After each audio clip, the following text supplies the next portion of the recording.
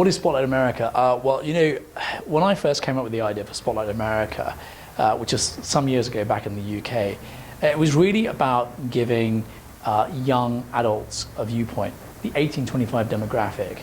A lot of TV shows that I've seen where people are asked questions, a studio audience made up of 100 select group of individuals. It's always a wide-ranging demographic, but very few youngsters, and very few youngsters are picked out by the chairman to talk about certain issues. And I thought, youngsters out there, and by that I mean the 1825 demographic, again, are very vocal. They know what they want, through social media, they're out there protesting, and they're frustrated, I think, in not being able to have a voice. And so I thought, why not create a show that gives young Americans a true voice, a say about the issues that concern them and affect them directly and affects their country. So I thought Spotlight America would be a fantastic vehicle for doing just that.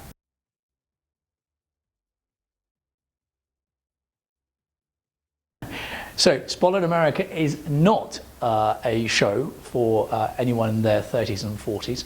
As I said, it's that sort of 1825 demographic, and I've deliberately gone for that age because I think college students and so I guess a few years post-college are very vocal about their views, and I think are frustrated by politics, politicians. I think they're disenfranchised about the whole process of government, and I think about what's happening in the country. So if you're one of those individuals who falls outside the demographic, I guess, then this is not a show for you.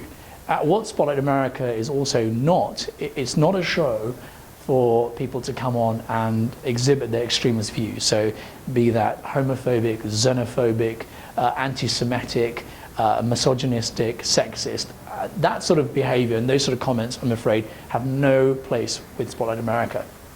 So we're definitely not a platform for those kind of views. We would encourage people to engage in debate and to think and to, pretty much as the thinkers of tomorrow, to contribute to society.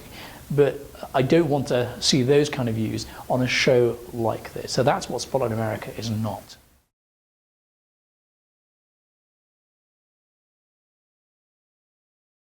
Well, I think, at college, I've always been pretty vocal about certain issues. And people, I think, have been very patronizing, condescending about youngsters and their views. And, I'm the youngest in the family, so, we're always going to be the baby in the family. And I think people will take your views on board, but not quite seriously. I think that's where this comes from. I think that young adults, young Americans have a viewpoint.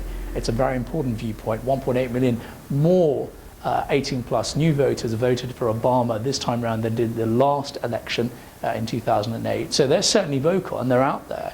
And I think, I have some empathy with youngsters in that sense, and I want to give them a voice, pretty much the sort of voice that I didn't have.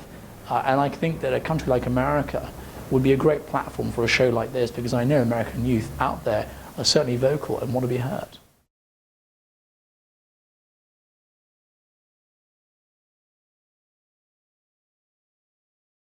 Well, I hope an awful lot of people.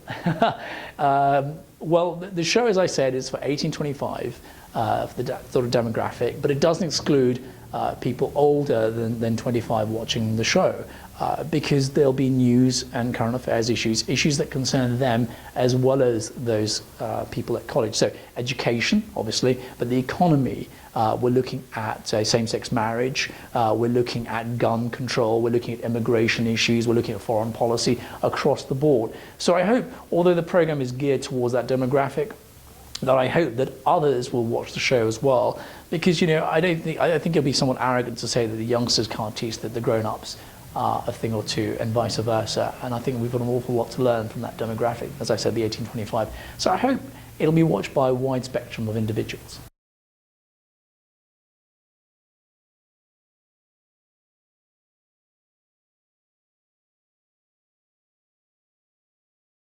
Well, there's nothing like Spotlight America currently on air. There isn't a show dedicated to that demographic. There isn't a show dedicated to the viewpoint of that 1825-year-olds about news and current affairs. There isn't a forum, if you like, for youngsters to stand up and express their viewpoint about certain issues. Not necessarily in the news per such, but that's what we, per se rather, but that's what I'd encourage. but issues that concern them directly. So it could be abortion, it could be rape, it could be a number of issues. So, I think it's important to emphasize that although Spotlight America, as I keep banging on about that demographic, I think it's important to say that it's going to be different, because I would challenge any network out there to show me a show that's dedicated to those individuals.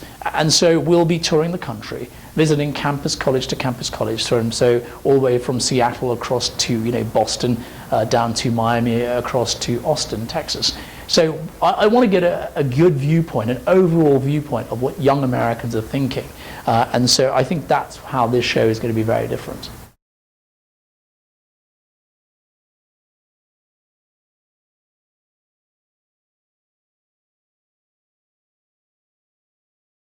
I've been asked this question several times. Who cares what youngsters think? Well, actually, you should do. They're the decision makers of tomorrow. They're the people who will drive the economy of this country tomorrow. They're the people who are going to be sitting in Capitol Hill tomorrow. They're the future of this country. And so young Americans have to be taken note of. They have to be taken seriously. And as I said, social media is one way, an avenue, Twitter, Facebook, etc., and through texting and various other social media means that youngsters communicate with one another, not only within America but across the world, as we've seen in places like Syria and Egypt, in how the country is being run. So certainly people are sitting up and taking note. And I think one of the key issues for youngsters is student loans. And that's the biggest issue. And I think the politicians and the grown-ups need to sit up and take note.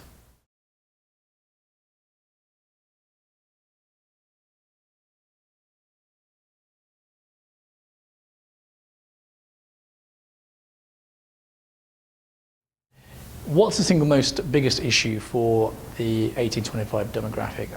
Gosh. In my research, I think in terms of this show, I think the most important pressing issue is education, for obvious reasons. And I think the second most is possibly economy, jobs after they graduate. I think the big sticking point for a lot of people is student loans. A lot of people will reach their grade point average and yet don't actually get to go to college because they can't afford it. Their parents can't make ends meet. They can't afford to make ends meet. The current debt at the moment for a lot of students is $27,000. That's the average student loan debt. The rates of student loan has now doubled. Currently stands at $1.1 trillion. So for young Americans, that is the most important, I think, the 18-25 demographic. That is the most important issue for them. It's student loans, it's how they finance their future once they leave college, and the prospect of getting a job. So I think for me, and I understand some of that because I had student loans as well, and I get a lot of emails from people saying that for them is the most important topic. How do they make ends meet?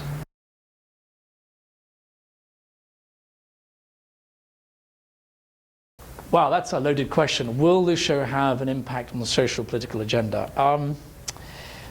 I hope so. I really do. As I said, there isn't a show like this at the moment. I know a lot of Americans, youngsters, from the emails and the people I speak to on the streets and visiting campuses, are very vocal. They want to see a change in this country. And I'm not talking about in terms of who's in the White House, but in terms of the in-between. I mean, student loans is a big issue for them. So as far as they're concerned, they want jobs after they graduate. So there are those two key issues, but from a social political standpoint, I think it will make them more aware, certainly of what's happening around the country. It'll give them ownership, and that's the key thing. I think they'll sit up and be more interested rather than being disenfranchised with politics and the whole political process and how the country's governed. They'll want a stake in what's happening, and I think a show like this will give them that stake, a voice, a platform, a forum to talk about the issues that concern them. Thank you very much. Thank you.